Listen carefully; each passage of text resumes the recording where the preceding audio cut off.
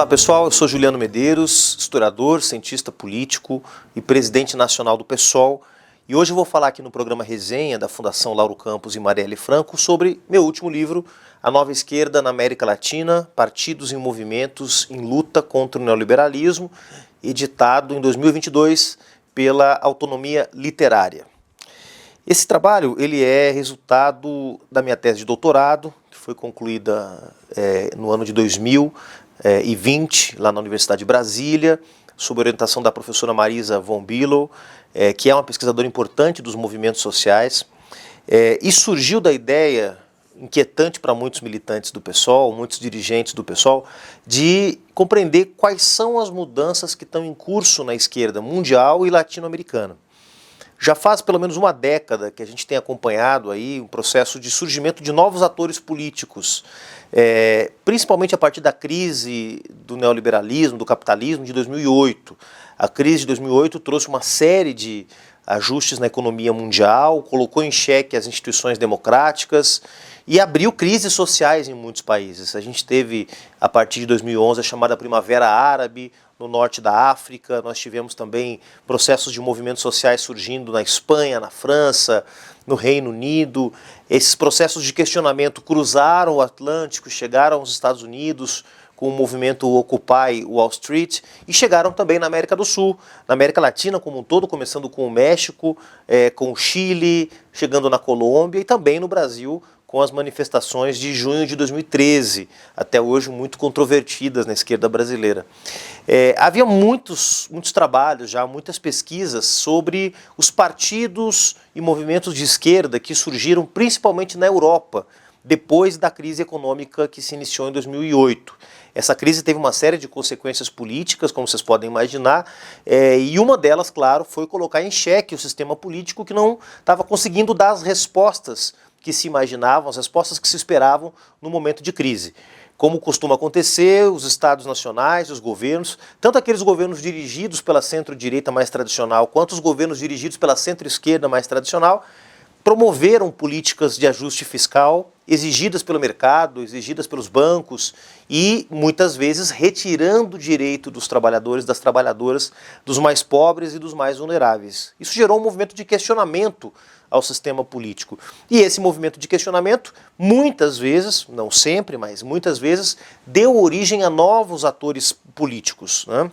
Eu cito aqui no livro dois exemplos que eu acho que são bem emblemáticos. O primeiro deles é o surgimento e a consolidação do Syriza na Grécia como principal força de esquerda do país. A Grécia tradicionalmente tinha dois partidos de esquerda, centro-esquerda tradicionais, o Partido Socialista Pan-Helênico, o PASOK, e o Partido Comunista Grego e partidos menores. O Syriza era um pequeno partido de esquerda radical, de esquerda.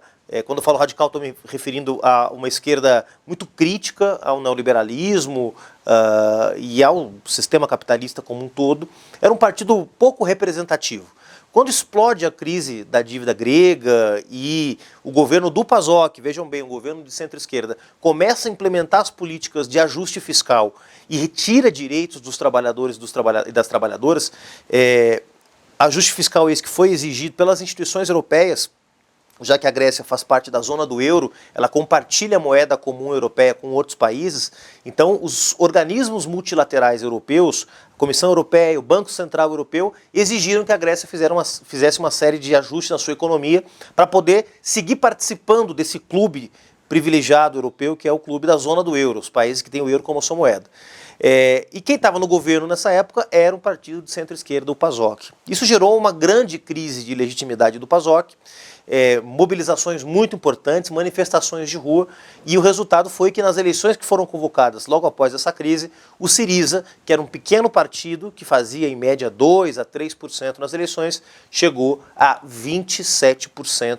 Logo em seguida, se consolidando como a principal força política eleitoral da esquerda grega, e na eleição seguinte, em 2015, chegou ao governo da Grécia pela primeira vez. Né? A primeira vez que a Europa via um partido de esquerda, dessa nova geração de partidos de esquerda, que estava surgindo ou se fortalecendo a partir dos processos de mobilização social que estavam se desenvolvendo na Europa, muitas vezes contra os partidos tradicionais da esquerda europeia.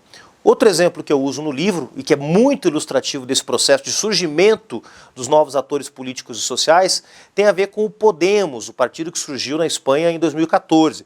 Inclusive, quem faz o prefácio do livro é o Pablo Iglesias, que é um dos fundadores do Podemos e que foi por muito tempo seu secretário-geral, chegou a ser vice-presidente, vice-primeiro-ministro do governo espanhol e hoje é um ativista, segue sendo um ativista importante. O Podemos surgiu de um movimento chamado 15M, né, os indignados das praças de Madrid. Também com o aprofundamento da crise econômica na Espanha, a partir de 2013, 2014, começam a surgir movimentos de questionamento ao modelo político. Na época também estava no governo um governo de centro-esquerda, do José Luis Zapatero, Partido Socialista Operário Espanhol, um tradicional partido social-democrata que existe já desde da virada do século XIX para o século XX na Espanha, né, o partido tradicional da centro-esquerda espanhola. E esse partido também promovendo as políticas de ajuste fiscal. Houve um movimento muito importante, principalmente liderado por jovens universitários, de questionamento aos ajustes que estavam sendo feitos e a retirada de direitos que estava sendo promovida pelo governo do PSOE. Não confundir com o PSOL, por favor, o PSOE. E nessa época, esse movimento, que acabou sendo conhecido como o movimento dos indignados, né, porque expressava a indignação da sociedade espanhola com aquela política de retirada de direitos, confluiu para o surgimento de um novo partido político. Parte dessa juventude, desses cidadãos e cidadãs que estavam na rua questionando o modelo político, concluíram que precisavam criar o seu próprio instrumento partidário. E criaram, então, o Podemos, que teve uma estreia estrondosa em 2014 nas eleições ao Parlamento Europeu, e desde então tem tido muita força, sempre hoje já há muito tempo, o segundo principal partido da esquerda na Espanha. Muito se produziu sobre esses dois processos, porque foram dois processos que mostraram estratégias de ocupação do poder, ou seja, estratégias onde os movimentos sociais, os setores da cidadania organizados faziam uma passagem da sociedade civil ao mundo da política institucional, formando seus próprios partidos ou fortalecendo partidos já existentes. E a partir daí passavam a expressar uma nova agenda política dentro do parlamento, dentro dos governos. Muito se pesquisou sobre isso, há vários livros publicados, tanto sobre a experiência do Podemos, quanto sobre a experiência do Syriza, sobre a Primavera Árabe também, os seus desdobramentos na África e também em outras partes do mundo. A pesquisa sobre o movimento Occupy Wall Street nos Estados Unidos também foi um movimento de questionamento à estratégia de salvamento dos bancos implementada pelo governo na época do Barack Obama. Enfim, muitos estudos sobre os processos de revolta populares que passaram a acontecer em diferentes partes do mundo a partir da crise econômica que explode em 2008, primeiro como uma crise imobiliária, do mercado imobiliário, depois como uma crise bancária, com ramificações em todo o planeta, e, finalmente, como uma crise da dívida pública dos países do sul da Europa e de outras partes do mundo. E como já tinha muita pesquisa sobre esse fenômeno, eu sempre me perguntava o quanto este fenômeno se reproduziu também na América do Sul e o quanto a gente no Brasil viveu esse fenômeno de surgimento de novos atores políticos e sociais, de enriquecimento da agenda dos movimentos sociais e de questionamento ao modelo político. Isso me inquietava, até mesmo como na condição de dirigente político, dirigente partidário, mais até do que como cientista político em formação, né, na época ainda como estudante do doutorado em ciência política lá na Universidade de Brasília.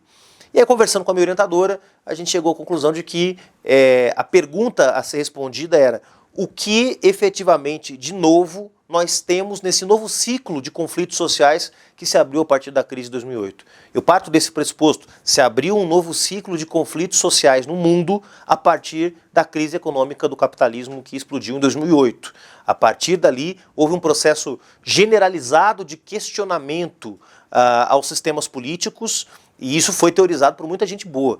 Uma das principais referências que eu uso no livro é o Manuel Castells, espanhol, professor na Espanha e também da Universidade de Berkeley, na Califórnia, foi ministro da Educação do governo espanhol, e que fala como houve, no processo da crise econômica de 2008, uma crise de legitimidade da democracia liberal, como forma de organização do sistema político no Ocidente, nas democracias em geral. A Nancy Fraser também fala sobre isso, né, questionando o que ela chama de neoliberalismo progressista, como que determinados projetos políticos identificados como sendo de centro-esquerda, na verdade, estavam ali para manter também, de alguma forma, o status quo da economia. E o Boaventura de Sousa Santos, que também identifica aí um processo de renovação dos movimentos sociais da esquerda no mundo todo. São 3 referências só para citar algumas delas aqui para vocês. Então fiquei nessa coisa de, puxa, vamos tentar identificar como é que esse processo de surgimento de novos atores políticos, também no terreno partidário, no terreno institucional, está acontecendo por aqui.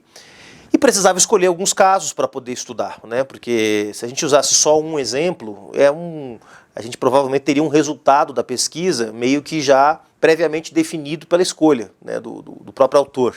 E a gente acabou escolhendo 3 casos onde as estratégias políticas dos movimentos sociais foram diferentes entre si. A gente tem o caso do Chile, né, é um dos casos que eu estudo. No Chile, em 2011, explode uma revolta estudantil, e depois essa revolta estudantil passa a ser um processo de questionamento a toda a estrutura política e econômica do Chile.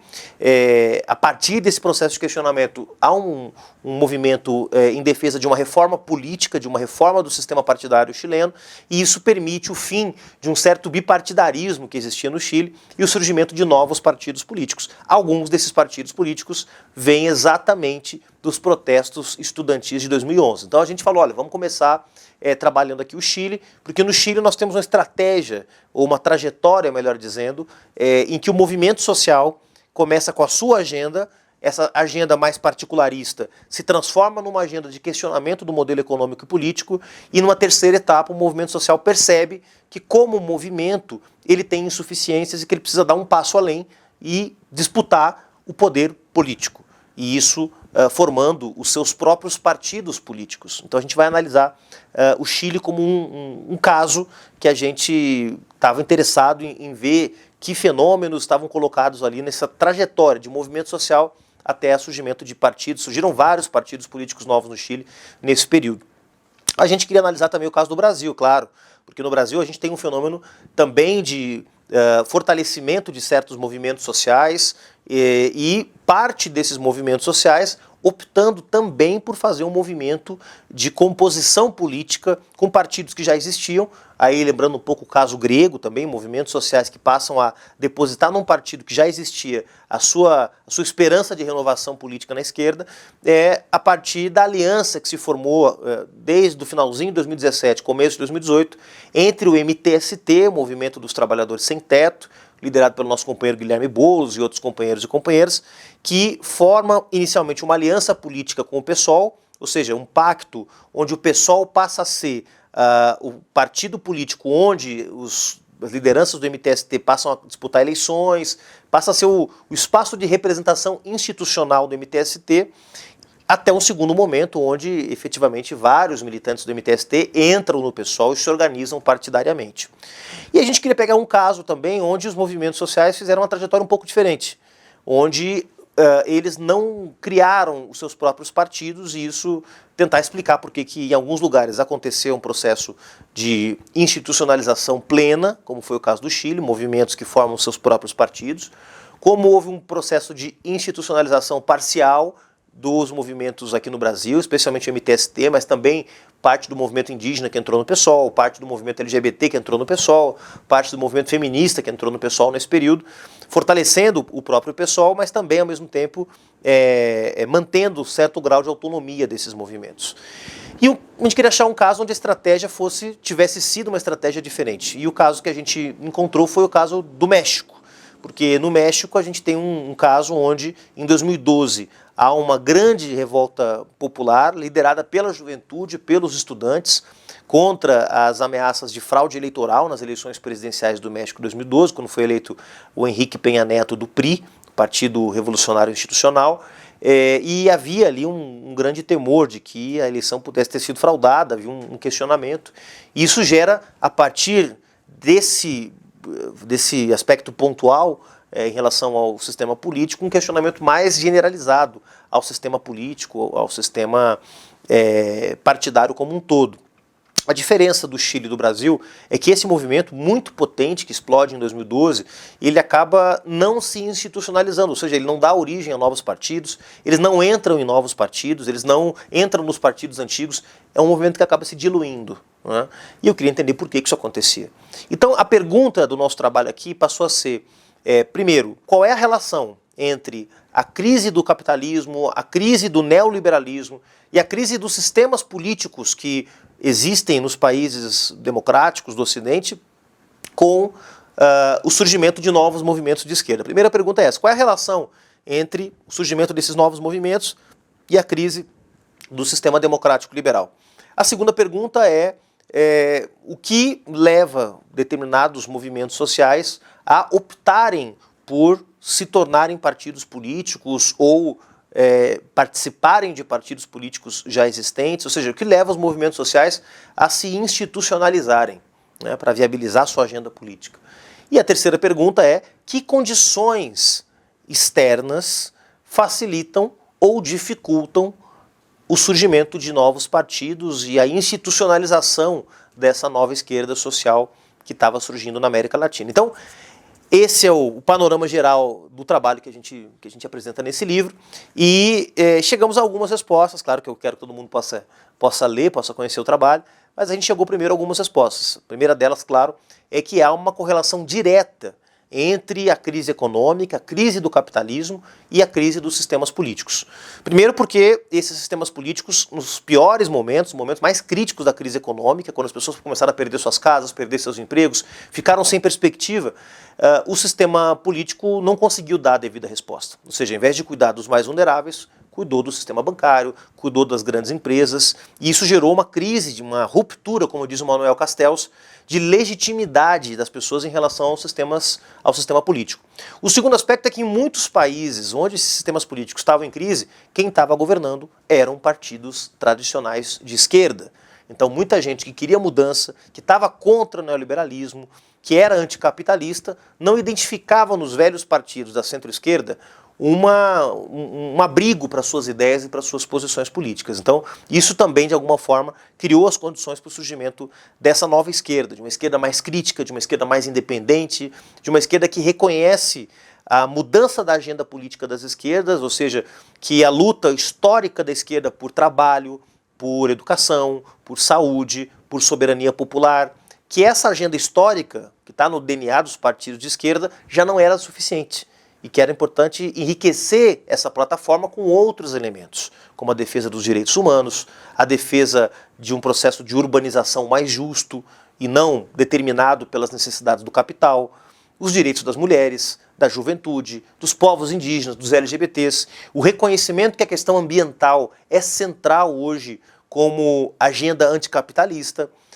Então, a primeira resposta é: há uma relação direta entre a crise econômica do neoliberalismo, a crise das promessas que o neoliberalismo fez, e o neoliberalismo prometeu muitas coisas junto com a globalização, ou seja, ao globalizar a economia, ao tornar a economia capitalista integrada e ao desenvolver uma agenda de enfraquecimento do Estado e fortalecimento do mercado, essa é a promessa do neoliberalismo, nós teríamos mais eficiência, teríamos mais emprego, teríamos mais acesso aos serviços de qualidade. E não foi o que a gente viu. O mundo hoje tem mais miséria e mais desigualdade do que tinha 2 ou 3 décadas atrás, quando a estratégia neoliberal passou a ser implementada. Então, a primeira resposta é: sim, a crise econômica gerou uma crise de legitimidade das instituições políticas, dos partidos tradicionais, e abriu um espaço, abriu uma janela para que novos atores políticos pudessem adentrar a cena. É claro que entre esses atores políticos nós temos novos atores de esquerda e também temos novos atores de direita. E aí o fenômeno da extrema-direita, que eu não analiso no livro, mas que também tem muita gente estudando hoje, que mostra como que a extrema-direita que surgiu nos últimos 20, 30 anos na Europa e agora na América do Sul, nossa o principal exemplo aqui no Brasil, Jair Bolsonaro, também está vinculado a uma crise do mundo político, a uma crise de legitimidade do sistema político. As pessoas cada vez acreditam menos que a política é um instrumento legítimo de transformação e de gestão da vida pública e, portanto, não valorizam a política e, ao não valorizar a política, acabam depositando a sua confiança em qualquer aventureiro que aparece. Isso aconteceu com Bolsonaro, mas também acontece em outros países do mundo. Então, a crise do sistema político, ela abre espaços para que novos atores ocupem a cena. No meu livro, eu estou analisando os novos atores de esquerda, mas também há novos atores de direita que surgiram aí. A segunda pergunta era exatamente essa. Por que alguns movimentos sociais decidem formar partido e outros não? Porque alguns reconhecem que as suas reivindicações já não podem ser plenamente realizadas, não podem ser plenamente atendidas sem que esses movimentos participem da arena política institucional, da vida partidária, né? E isso faz com que esses atores formem os seus próprios partidos ou pactuem, construam conjuntamente com partidos que já existem novos instrumentos políticos, né? No caso do Chile isso ficou muito evidente, porque o movimento estudantil chileno cria novos partidos políticos, e esses novos partidos dão origem a um movimento chamado Frente Amplio, que hoje governa o Chile com o companheiro Gabriel Boric, que foi uma dessas lideranças estudantis expoente das manifestações de 2011, né? No caso do Brasil, eu vejo um movimento parecido, né? Só que o MTST, ao invés de criar um próprio partido, vai também se somando aí à construção do PSOL. E no caso mexicano, pelas dificuldades do sistema político, o movimento Yo Soy 132, que era um movimento de jovens no México, acabou optando por não se institucionalizar. Para terminar, elementos que influenciam nessa decisão. O sistema partidário, ou seja, tem países onde é mais fácil construir partidos, há países onde é mais difícil. A relação com o Estado, há lugares onde o Estado ele é mais permeável às demandas do movimento social e, portanto, o movimento social sente menos necessidade de formar seus partidos. Há lugares onde os movimentos sociais sentem mais dificuldade de ter suas demandas atendidas pelo Estado e, portanto, ter seus próprios partidos passa a ser uma necessidade. Então, há fatores que eu analiso no livro também, uma parte mais teórica do livro, um pouco mais árida talvez, que apresentam esses elementos que de alguma forma influenciam na formação dos partidos políticos. É isso, a nova esquerda na América Latina, partidos e movimentos sociais em luta contra o neoliberalismo.